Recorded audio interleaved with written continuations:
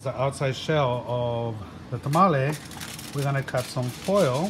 It's gonna be about roughly 12 inches, and we're gonna cut those out. We're gonna put the banana leaf in the middle.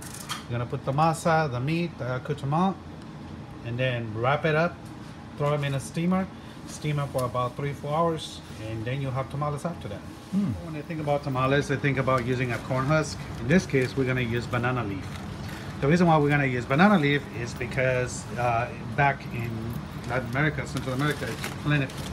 And it also adds a delicious flavor to the tamales. So what we're going to do is we're going to rinse them, clean them out, make sure there's no dust on them. Then we're going to cut them to a certain size, and then we're going to toast them. Wow, okay. Actually, more like roast them than toast them. Roasting banana leaves. Would you say those are 8-inch squares, Dennis? They're supposed to be 6, but I'm bad at measuring. They're close.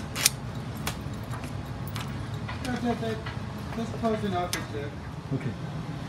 Alright, so the banana leaf is crunchy. It's like any vegetable. You put it in water and it gets crunchy.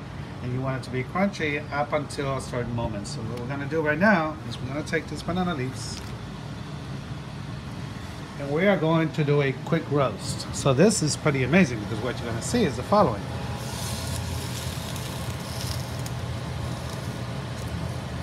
See it dry up, and you're going to see it very nice. See how it's changing color? It's getting darker. Yes, it is.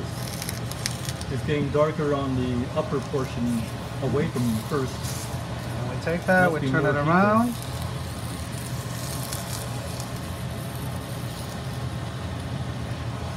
And you don't want them to dry out, you just want them to soften. See how soft that is?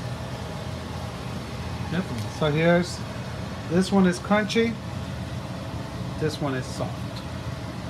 You want them soft.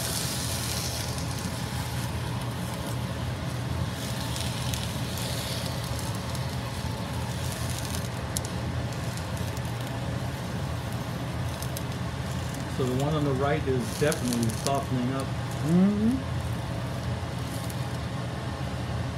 And again, that sense of smell, roasting banana leaves, something magical about that, especially when you've made tamales before.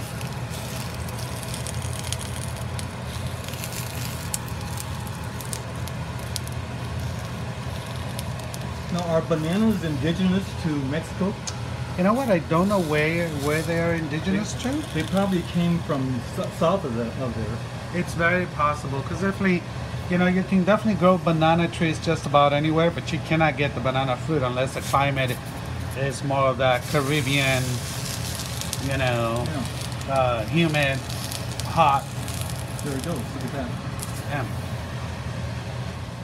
Now, do these stay soft? They do. And we want them to be pliable because what happens is if they're not, when we fold them, they break. Oh. And then the whole thing, you know, pours out. So this one is changing color now. It's getting more of the olivey type color. So what section would this go under? The tamale? Yes, this goes under the tamale. This adds a lot of that tamale flavor.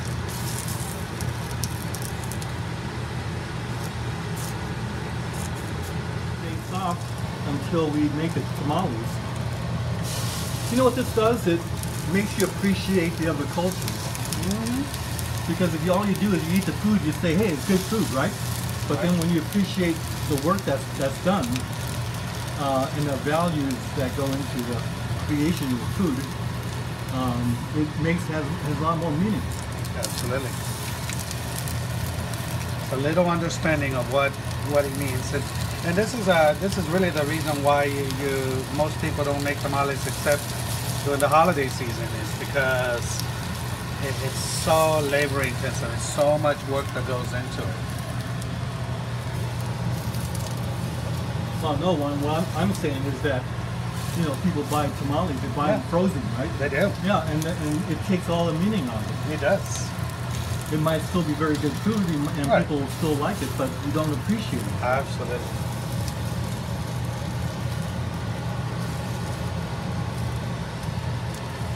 So to make the tamales, we take 1 square of the aluminum foil. No, we're not powder coating. And then you put down 1 of the softened banana leaves, and then you can go ahead and stack these to keep making these in preparation for making the tamales. And so you have stacks like this, all ready to go. And Juan's gonna make 125 tamales for the party tonight. Everybody's gonna have plenty of food. So here are the ingredients ready to go into the pot. We're gonna be using the meat, of course, and then the capers, the olives, the bell peppers, and the masa. Yeah.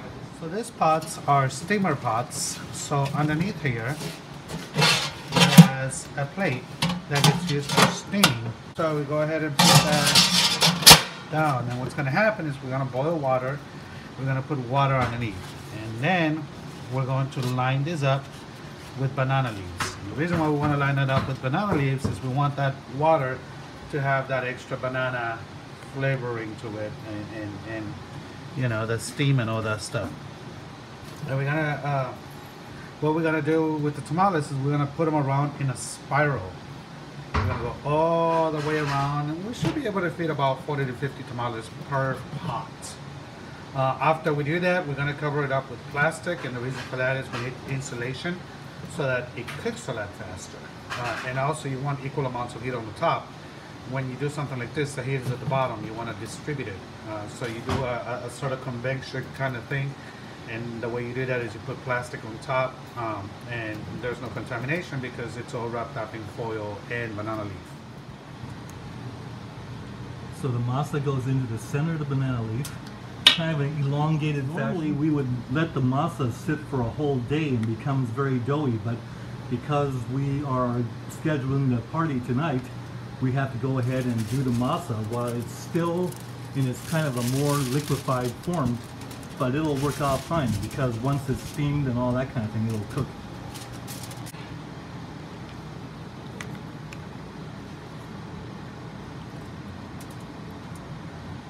Got a piece of meat, some extra sauce.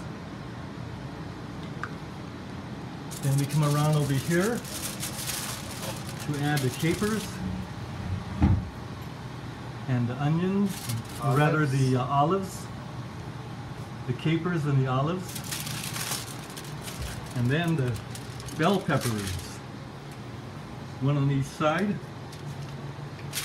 and then the fold. Are you trying to get the banana leaf to fold together?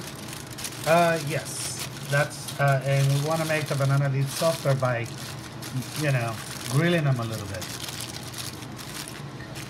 Separate. We find where the masa divides. Right now, the masa is a little hard to work with because it still hasn't completely settled, but we don't have the luxury of waiting. Normally, we want to make the masa a day ahead of time. And we roll this up, and we go all around. Okay. So it turns out that there's actually an art to wrapping. You have to have a real good sense of rhythm and be able to articulate very clearly, and then put in a lot of style and inflection. So the idea is not to cause the masa or sauce or anything else to squeeze out the ends, but rather have it all sealed nicely as you see here. So Jan's got the idea. So Valerie, tell me what you're doing there. That's chicken there, right? It's chicken with capers, 2 olives, and some bell peppers. And now you're going to show me your folding technique here. Well, Jan's does the folding. Jan's doing the folding. Yes. Okay. Could you give me a paper towel, love? So now what's going on is Juan is doing the chicken, and we're doing the tamales for the chicken. We're also going to do something very special, and that is we're going to use some of these Chinese Lapscherm, which is sausages. Happens to be a staple in the Orient. All they need is some of this and some rice, and that's lunch.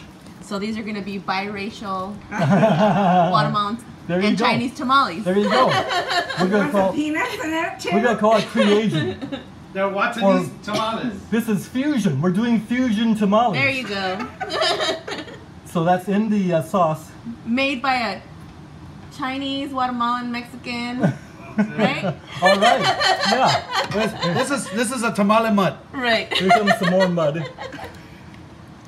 All the mud just went in. There we go. Just get that all nicely mixed in there. Oh boy. Charlittle. I want some of that. I wonder if we should put some peanuts in it. Peanuts. Well, they are Okay, Chinese. here comes the masa. Okay, the masa is going in. So this is unprecedented, ladies and gentlemen. Oh We've boy. never seen this in the cooking world before. Fusion tamales. It's our tamales confusion. How many you gonna put in? Just one. Just one? Yeah. Oh, Man, you don't know about Latin cooking. just one. It's a lot of masa. It's a lot of masa, little meat. And then the capers for the flavor. The olives. Couple of olives. I'll put them on a different dish. There you go. Come on, Val, David. you're having too much fun with this. And some bell pepper. You're having too much fun with this. Come on, I just got an idea. You can use some of this to hang wallpaper. Yes, Steve, we can. Now, here comes the wrap of the lobster tamales. Notice the precision of the wrapping. And each one is all uniformly identical. You know what? I got some 4570 that you can help me with, Janice. What do you think? This is like powder coating. We got these ready to go in the oven or ready to go into the cook. And we got the other batch in the cook. Okay, so we got some water preheating here. And then here is a vat full of 80 of those lovely tamale torpedoes. Okay. Garbage bag.